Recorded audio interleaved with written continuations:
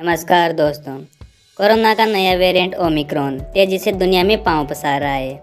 यह वेरिएंट काफ़ी खतरनाक बताया जा रहा है। अब तक 14 देशों में पहुंच चुका है और कई देशों ने इसके आगमन से पहले ही अलर्ट जारी कर दिया है। ओमिक्रॉन के 200 से ज़्यादा मरीज दुनिया भर में मिल चुके हैं और बढ़ते ही जा रहे हैं।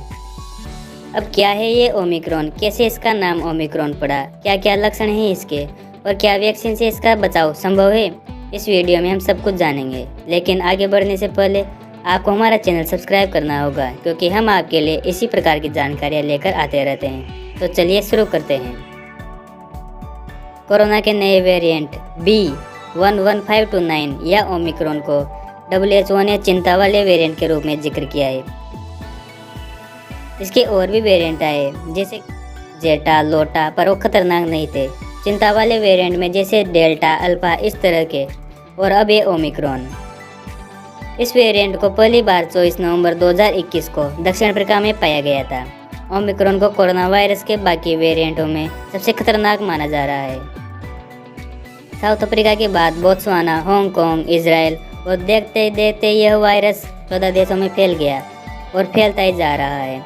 दक्षिण अफ्रीका से आने वाले यात्रियों की कड़ी निगरानी की जा रही है और लगातार जांच जारी है। यूके, यूएस, जापान और थाईलैंड ने अफ्रीका के 8 देशों से आने वाले यात्रियों पर पाबंदी लगा दी है। शुक्र है कि भारत में अभी तक इस नए वेरिएंट ओमिक्रॉन का कोई मामला सामने नहीं आया है। लेकिन कर्नाटक के स्वास्थ्य मंत्री का कहना है कि हाल ही में दक्षिण अफ्रीका से लौटे 2 लोगों में एक का सैंपल डेल्टा वेरिएंट से अलग प्रतीत हो रहा है। इसी तैयारी के साथ दिल्ली में 30,000 बेड तैयार है। इनमें से 10,000 तो ICU वाले हैं और इस तरह की सुविधा लगभग सारे शहरों में की जा रही है। भारत में भी आने वाले विदेशी यात्रियों को एयरपोर्ट पर अनिवार्य रूप से कोविड-19 की जांच करानी होगी।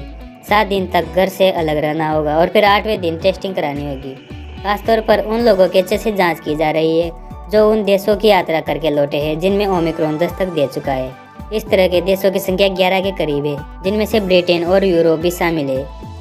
लेकिन भारत को अभी अब विदेशी यात्रियों पर प्रतिबंध लगा देना चाहिए। अब बात करते हैं इसका नाम ओमिक्रॉन कैसे दिया गया।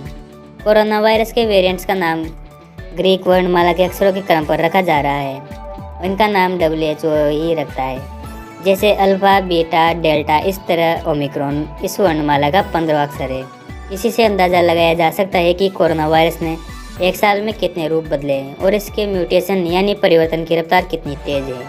इसका पहला बड़ा वेरिएंट अल्फा 2020 में मिला था, जबकि साल भर बाद ही अक्टूबर 2021 के पहले हफ्ते में ही ओमिक्रॉन वेरिएंट आ गया। ग्रीक अल्फ़ाबेट का 13वां अक्षर है NU और CXI, जिनके नाम पर वेरिएंट के नाम नहीं रखे गए।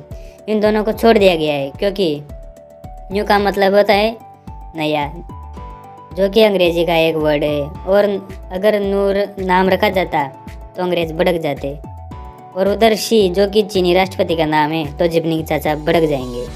इसीलिए शी और नू को छोड़ दिया गया। इस तरह 13 नंबर के वेरिएंट को 15वें अक्षर का नाम मिल गया ओमिक्रॉन। दुनिया की प्रतिष्ठित पत्रिका द नेचर में प्रकाशित एक लेख में कहा गया है कि दक्षिण अफ्रीका में जिन लोगों को ओमिक्रॉन का संक्रमण हुआ है उनमें से कुछ ने जॉनसन एंड जॉनसन, जो कि अमेरिकी वैक्सीन है, और कुछ ने फाइजर बायोएनटेक और कुछ ने ऑक्सफोर्ड एस्ट्राजेनेका यानी कोविशील्ड वैक्सीन की डोज ले रखी थी। यानी ओमिक्रॉन इन तीनों वैक्सीन को भेदने में सफल रहा है। पर इसका मतलब यह बिल्कुल नहीं है कि वैक्सीन बिल्कुल अनुपयोगी हो गया है, और हमारे देसी टीके कोवैक्सीन से अभी तक इसका सामना नहीं हुआ है, लेकिन ट्रायल चल रहा है। दोस्तों, अब बात करते हैं ओमिक्रॉन के लक्षण। दक्षिण अफ्रीका के डॉक्टरों का कहना है कि ओमिक्रॉन वेरिएंट के चलते अधिकतर में लक्षण हल्के हैं। उन्होंने कहा कि मरीज में फ्लू जैसे लक्षण, सूखी खांसी, बुखार, रात को पसीना आना, शरीर में दर्द होना शामिल है। उन्होंने यह भी कहा कि संक्रमितों में से वैक्सीन ले चुके लोगों की स्थिति वैक्सीन नहीं लेने वाले से बहुत बेहतर है। ओमिक्रॉन संक्रमण फैलाने के लिहाज से डेल्टा के मुकाबले 6 गुना तेज है, लेकिन यह अन्य वेरिएंट्स के मुकाबले कितना जानलेवा साबित होगा यह अभी तक पक्के तौर पर नहीं कहा जा सकता। WHO ने अब तक यही कहा है कि ओमिक्रॉन ज़्यादा संक्रामक है और इसके गंभीर नतीजे देखने को मिल सकते हैं। तो दोस्तों, घर पर रहिए, सुरक्षित रहिए।